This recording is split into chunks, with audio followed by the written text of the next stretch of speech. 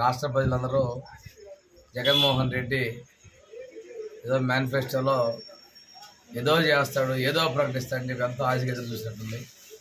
ఒక్కసారిగా వాళ్ళ ఆశలు ఐడియాస్ అయిపోయి వాళ్ళ సొంత కార్యకర్తలే విరుస్తూ ఉన్నారు.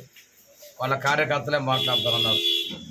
తెలుగుదేశం, జనసేన, బీజేపీ కూడా మేనిఫెస్టోని మనం ఢీ కొట్టడం కష్టం. కనుచూపు మేరలో వాళ్ళ మేనిఫెస్టోలకి మనం సరితూగమంటూ డీలా పడిపోయారు. ఈ మేనిఫెస్టోతోటే జగన్మోహన్ రెడ్డి పతనం పూర్తిగా పతనమైన దానికి నిదర్శనం చేస్తున్నారు. ఆయన పెన్షన్, సామాజిక భద్రత పెన్షన్ 2028 వరకు కూడా 3000 ఇస్తానని చెప్పుకుంటూ వచ్చాడు. 2028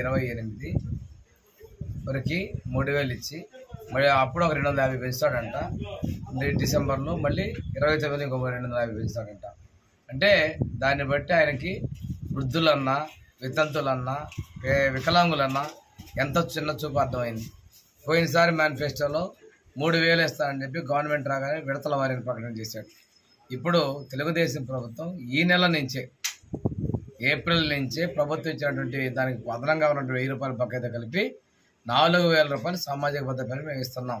ఇది ప్రజలు సంతోషంగా స్వీకరించారు దీన్ని. అంతేకాకుండా ఎస్సీ, ఎస్టీ, బీసీ, మైనార్టీల వయసు కూడా మేము 50 సంవత్సరాలకి వృద్ధాప్య పెన్షన్ వయసు తీయబోతున్నాం. వికలాంగులకి మేము 6000 రూపాయలు పెన్షన్ ఇవ్వబోతా ఉన్నాం. ఇది చూస్తే ఈ వికలాంగులు, వృద్ధులు మరింతగా దీన్ని తెలుగుదేశం యొక్క మేనిఫెస్టో వైపు మొగ్గు చూపుతా ఉన్నారు. అంతేకాకుండా అమ్మఒడి పోయినసారి 2 ఇస్తామని చెప్పాడు మేనిఫెస్టోలో.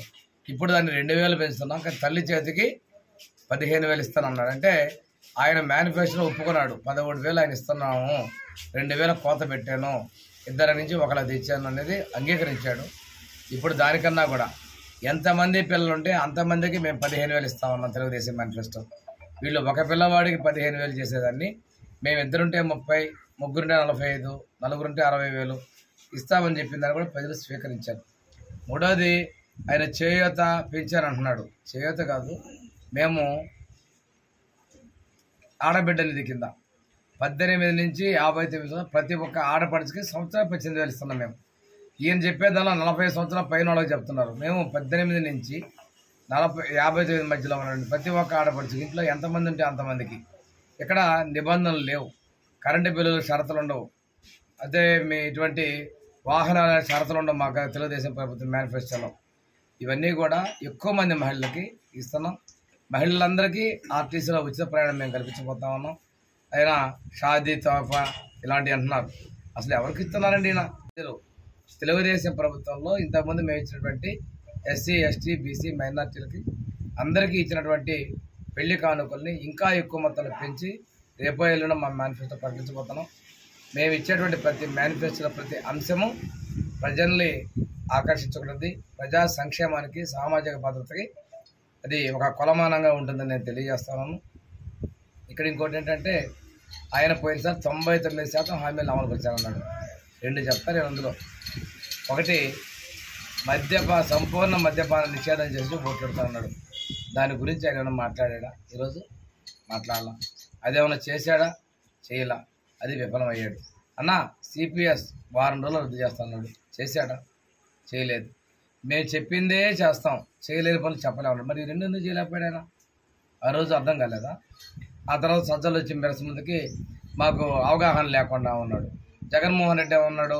చెప్పిన పని చేయకపోతే రాజీనామా చేసేయాలన్నాడు. ఆ వీడియోలు వినిపిస్తుంటే నేను వినిపిస్తాను మీకు. యూట్యూబ్లో మీ ఛానల్స్లో కూడా వచ్చినాయి. పోలవరం ప్రాజెక్టు ఊసేతల స్పెషల్ స్టేటస్ అన్నాడు. దాని గురించి మాట్లాడలా. ఇటువంటి దొల్లతనం, బేలతనం ఈ మేనిఫెస్టోలో కనిపిస్తూ ఉంది. ప్రజలు ఈ ప్రకటించిన వెంటనే స్పష్టంగా డిసైడ్ అయిపోయారు. తెలుగుదేశం, బీజేపీ, జనసేన కూటమి గెలిపించాలని డిసైడ్ అయిపోయారు. వాళ్ళ సొంత పార్టీ కార్యకర్తల నేతలే తల్లబట్టుకొని కూర్చుంటారు, దిగాలు పడిపోయారు. దీన్ని బట్టి తెలుగుదేశం విజయం ఖాయం అనేది తేటతెల్లమైంది.